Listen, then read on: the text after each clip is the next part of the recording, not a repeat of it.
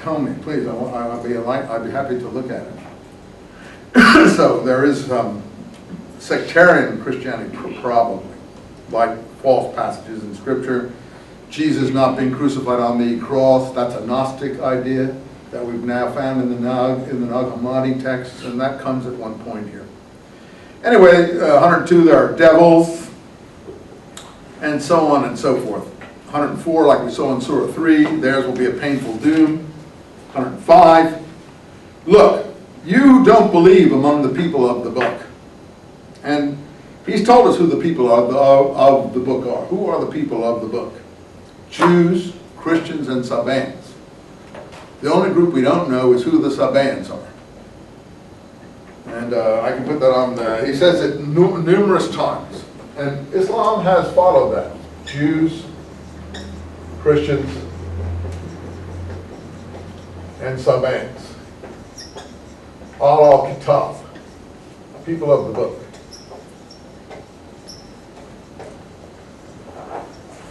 The only thing we think we know who Christians are. I'm not sure we do, but we think we do.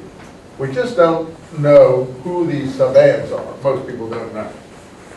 I think I do. I think some of us do. Maybe the people who look at these things don't, but we think we do. And you see, normally because the people of southern Arabia, Sheba, back in Queen of Sheba's time, 1,500 years before this, were called Sabaeans.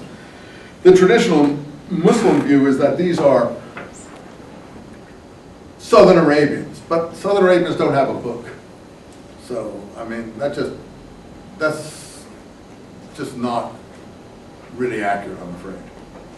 I give Muhammad more credit than that. Now, I told you about a group called the Suba of the Marshes in southern Iraq, which is the short of the term for Sabaeans. This is the plural, Suba. Sabaeans goes into the plural, Suba. And they're still there today, and their own name is Mandaeans. And there are people in between their baptizing group. Mani, the teacher, came from this group in the 200s. They follow John the Baptist, and they're a group intermediary between Jews and Christians. I think that's who he means by Sabaeans, I'm sure. And he even spells it with the same ayin and so on that they use. Or maybe not, I'll have to look at the spelling. But in any case, it's basically the same spelling, and it comes from Syriac. In Syriac, to immerse was mazbuta. Mazbuta. This is just someone who does something like Arabic. It's SB again, SBU if you want to call it that.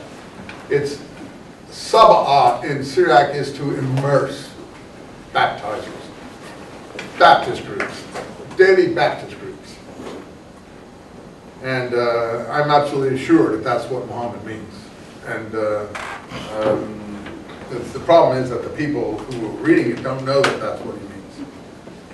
He's smarter than a lot of people who read it later who don't understand these things. In any case, so we're talking about the people of the book in 105. The disbelievers among them, but in Medina at this time, probably the only real people of the book are the Jews. There are probably no Sabaeans in Medina. There are probably no Christians as such in Medina to speak of. We know that they're Jews. We know the 3 Jewish tribes were there. We know the trouble he was having with them. So this sounds autobiographical. They don't believe. And so on and so forth. So again, I think people have said that in the Medina surahs, the enemies are the backsliders and the Jews. In the Meccan surahs, the enemies are more like the idolaters and the Meccan upper class. But in the Medina surahs, they're the people who are lukewarm Muslims, who say they're Muslims but aren't Muslims, who are backslid, and the Jews. So you can identify historical background by looking for these characteristics. Anyway, Now here's another one that has caused a lot of trouble in academic circles and a lot of, argument back and forth. And people think they know the provenance of this. Such of our revelations as we abrogate or cause to be forgotten, we bring a better one in the place thereof. Knowest thou not that Allah is able to do all things? In other words, He can have a revelation and change it after that. He can have a revelation and improve it, or have a better one. And scholars or academic historians of this period have felt that what he was talking about there was the fact that at one point he seemed to have been willing to recognize the idols in the Kaaba, believe it or not. It's in the biographies. I'm not a great expert on this. And things of that kind. And then later he decided that, or the angel decided for him that that was not good, and he changed on that point. Or, for instance, originally he was praying towards Jerusalem in the way the Jews did 3 times a day. And then later when they went to Medina, he changed it and said, I'm going to do this to a place more dear to you. I'm going to have you, once he developed the idea that Mecca was the Abraham city, and that's not clear in the Meccan surahs. That idea isn't there. It's in the Medinese surahs. Once he gets this idea in the Medinese surahs that Mecca is Abraham's city and the shrine is Abraham's shrine, then the prayer changes to 5 times a day towards Mecca. So that's the kind of thing we're talking about, changing revelations. And he says it. Now, a lot of people who are not Muslims point to this and are, not very enthusiastic, so we say, about that thing. You get a Christian who looks at this and he would be quite astonished that a prophet can change things.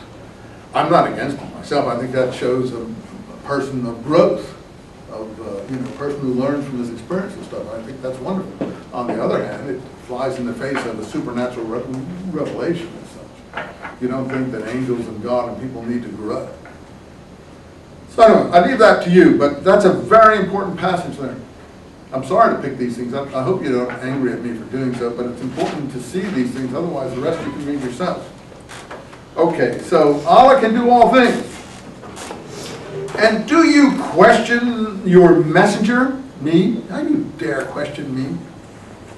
As Moses, again comparing himself to Moses, who was chosen in ancient times and they went astray from the plain path. By the way, that's perfect Dead Sea Scroll language, went astray from the plain path.